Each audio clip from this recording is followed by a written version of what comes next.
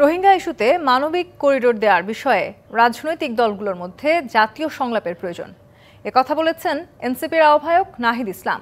এদিকে বগুড়ায় দলীয় সমাবেশে যোগ দিয়ে আওয়ামী লীগকে সন্ত্রাসী সংগঠন আখ্যা দিয়ে দলটির কার্যক্রম নিষিদ্ধের দাবি জানান এনসিপির আরেক নেতা সার্জিস আলম। তবে সমাবেশে তার উপস্থিতিতে কর্মীদের মধ্যে দফায় দফায় হাতাহাতি ও মারামারির ঘটনা ঘটে। রাজধানীর পল্টনে ইসলামী আন্দোলন বাংলাদেশের সাথে সংলাপ করেছে জুলাই অভ্যুত্থানে নেতৃত্ব দেওয়া তরুণদের দল এনসিপি। সংলাপ শেষে দলটির আহ্বায়ক নাহিদ ইসলাম বলেন, মিয়ানমারের মানবিক করিডোর বিষয়ে রাজনৈতিক দলগুলোর মধ্যে পরিষ্কার কোনো ধারণা নেই, তাই এ নিয়ে জাতীয় সংলাপের প্রয়োজন। এই মানবিক করিডোরের বিষয়ে বিভিন্ন রাজনৈতিক দল কনসার্ন দেখিয়েছে, বক্তব্য দিয়েছে। আমরা সেই বক্তব্যগুলোর সাথে একমত পোষণ করছি যে এরকম একটা গুরুত্বপূর্ণ বিষয়ে সিদ্ধান্ত নেওয়ার জন্য অবশ্যই রাজনৈতিক দলগুলোর সাথে আলোচনা করে নেওয়া প্রয়োজন ছিল, কারণ এই সরকার কিন্তু একটা কনসেনসাসের ভিত্তিতেই তৈরি হয়েছে বা পরিচালিত হচ্ছে।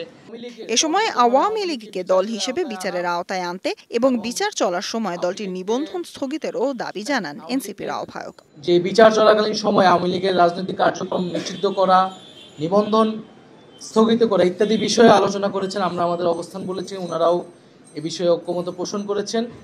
এদিকে বুধবার বিকেলে বগুড়া শহরের পৌর পার্কে টিটু মিলনায়তনে এনসিপির সমাবেশে যোগ দেন দলটির মুখ্য সংগঠক সার্জিস আলম সহ কেন্দ্রীয় নেতারা।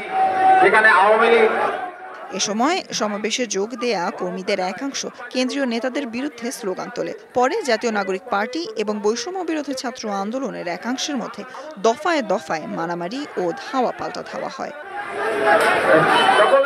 পরে সার্জিস আলমের নেতৃত্বে একটি মিছিল বের হয়। এ সময় তিনি আওয়ামী লীগকে নিষিদ্ধের দাবি জানান।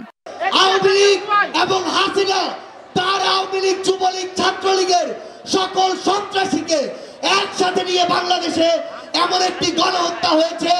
আমরা তাদের সকল রাজনৈতিক কর্মকাণ্ড নিষিদ্ধের দাবিতে আজকে এই রণক্ষেত্র বগুড়ার মাটিতে দাঁড়িয়েছি। Sultana Swarna, DBC news.